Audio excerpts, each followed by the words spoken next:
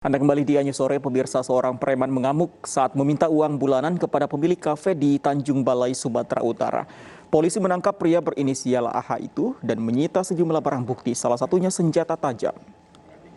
Aku minta bulanan kau.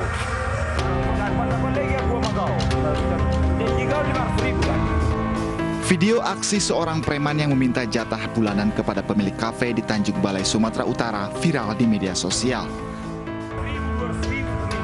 Pelaku diketahui berinisial AH minta uang sebesar Rp500.000. Namun pemilik kafe hanya menyanggupi Rp200.000 hingga akhirnya pelaku marah dan mengancam korban.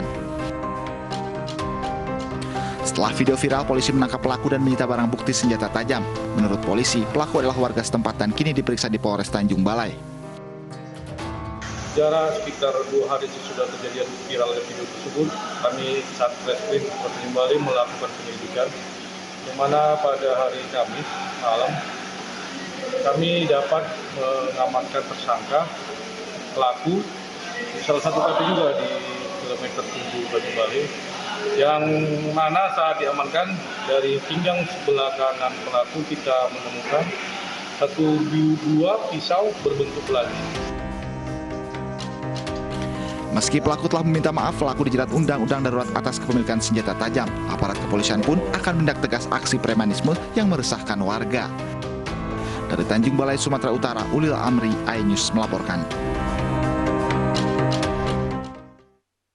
Dua korban kritis yang selamat dari kegiatan susur sungai di Ciamis, Jawa Barat, kondisinya mulai membaik. Namun keduanya masih mengalami trauma pasca kejadian yang menimpa mereka.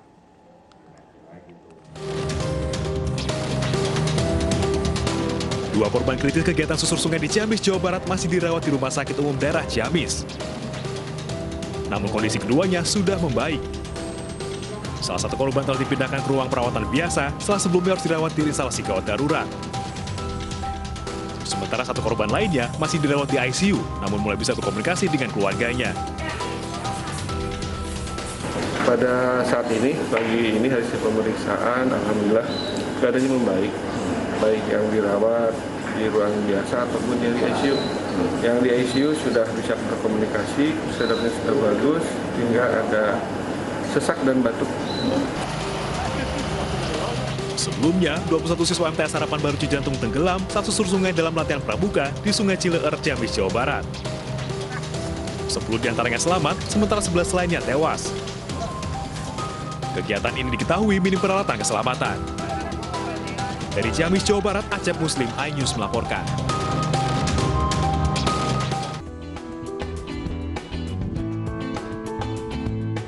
Sentra vaksinasi COVID-19 dosis kedua yang digelar FNC Peduli bekerjasama dengan Kementerian Kesehatan, Dinas Kesehatan Provinsi DKI Jakarta, dan Mr. Aladin selesai dilaksanakan. Selain divaksin, masyarakat juga menerima pelayanan yang nyaman dan lebih teratur. Di sini lebih bagus sih, lebih enak, lebih teratur arah-arahnya gitu, nggak semrawut gitu. Selama 4 hari pelaksanaan, 1.000 dosis vaksin kedua jenis Pfizer telah disuntikan kepada masyarakat. Kalau Pfizer ini sebenarnya jarang KIPI-nya, namun ada beberapa juga yang mengalami KIPI kejadian ikutan pasca imunisasi. Nah itu ada yang diantaranya mungkin ada yang mengeluh kayak lapar, kayak mau ngantuk terus, kayak ada yang sakit kepala, pusing, dan lain sebagainya. Kami sangat mendukung gitu ya program pemerintah untuk memvaksinasi sebanyak-banyaknya masyarakat di Indonesia, karena yang kita ketahui dengan ada pandemi ini perlu untuk kita tekan kurva penyebaran COVID-19, dan salah satu caranya adalah dengan get yourself vaccinated. Diharapkan dengan bertambahnya masyarakat yang divaksin dapat mempercepat terciptanya herd immunity. Dari Jakarta, Megalatu Harinta, iNews melaporkan. Pemirsa, kawasan Danau Sunter dan Taman Impian Jaya Ancol, Jakarta Utara ramai dikunjungi warga. Keduanya dipilih sebagai tempat menghabiskan akhir pekan karena dekat dan relatif murah. Sejak pagi tadi, kawasan Danau Sunter, Jakarta Utara ramai dikunjungi warga. Mereka datang bersama teman dan keluarga untuk berolahraga seperti berlari atau bersepeda. Ada pula yang sekedar menikmati udara pagi sambil memandangi pemandangan danau. Warga yang datang wajib mematuhi protokol kesehatan ketat. Petugas Satpol PP pun terus berjaga untuk menegur warga yang tidak bermasker atau tidak jaga jarak.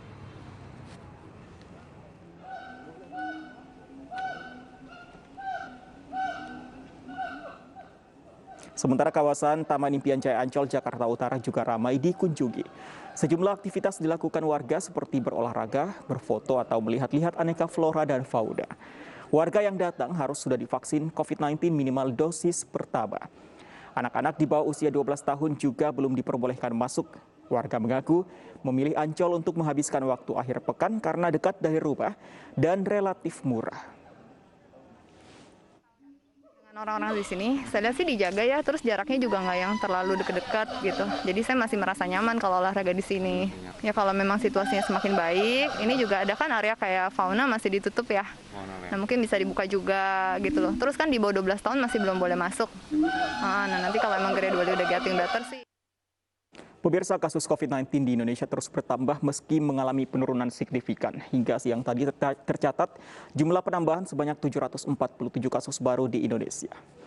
Berdasarkan data Satgas Penanganan COVID-19 hari ini tercatat sudah 4.234.758 kasus terkonfirmasi dan 4.073.418 diantaranya sembuh. Sementara yang meninggal dunia hari ini 19 orang, sehingga total saat ini mencapai 142.952 orang. Pemirsa, Presiden Joko Widodo menyentil sejumlah badan usaha milik negara dengan kondisi keuangan yang sakit. Presiden heran BUMN yang sakit justru mendapat suntikan modal dari negara. Hal itu disampaikan Presiden Jokowi dalam pengarahan bersama Direktur BUMN di Manggarai Barat, Nusa Tenggara Timur. Jokowi mengatakan pemberian perlindungan melalui penyertaan modal negara mengurangi nilai yang dibangun BUMN. Salah satunya nilai kompetisi yang membuat perseroan tidak bisa bersaing mengambil risiko. Presiden meminta Menteri BUMN Erick Thohir tidak memberikan pendanaan bagi perusahaan dengan kondisi keuangan yang sekarat. Sakit tambahi PMN, sakit suntik PMN. Maaf, terlalu enak sekali. Dan akhirnya itu yang mengurangi nilai-nilai yang tadi saya sampaikan. Berkompetisi nggak berani, bersaing nggak berani, mengambil risiko nggak berani. Ya bagaimana profesionalisme kalau itu tidak dijalankan? Jadi tidak ada yang namanya proteksi-proteksi lagi, itu udah lupakan Pak Menteri yang namanya proteksi-proteksi itu. Endapan lumpur dan sampah di saluran air Tambora, Jakarta Barat dibersihkan Sudin SDA dan Lingkungan Hidup Jakarta Barat. Hal ini dilakukan untuk mengantisipasi risiko banjir. Tumpukan sampah dan lumpur dibersihkan petugas Sudin SDA dan Lingkungan Hidup Jakarta Barat. Saluran air sepanjang 200 meter ini kerap tersumbat dan menimbulkan genangan air di Jalan Muhammad Mansur Tambora, Jakarta Barat. Kegiatan gerobak lumpur dilakukan untuk mengantisipasi banjir. Kita pada minggu pagi ini, kita ingin memastikan bahwa saluran kita dalam keadaan baik atau normal. Jangan sampai saluran kita ini istilahnya sakit ya. Kalau peredaran darah jangan sampai ada sumbatan-sumbatan. Nah hari ini kita memastikan bahwa saluran kita ini dalam keadaan baik. 10 truk diturunkan untuk mengangkut sampah dan lumpur. Kegiatan gerebek lumpur sudah dimulai sejak Maret lalu di total 82 titik di ibu kota. Dari Jakarta, Miftahul Gani, iNews melaporkan. Pemirsa, untuk mencegah penularan COVID-19 selalu pakai masker dan cepatlah vaksin. Masker terbukti menekan risiko penularan hingga 80%. Vaksinasi meminimalisir risiko kematian hingga 73%. Untuk itu ayo pakai masker dan ayo cepat vaksin. Stefani. Ya, betul sekali, masker dan vaksin adalah dua sejoli pasangan serasi masa pandemi. Menjaga kita tetap sehat dan bahagia. Usai sudah kebersamaan kita dalam iNews sore hari ini, saya Stefani Patricia. Saya Fandi Hasib, selamat sore. Sampai jumpa.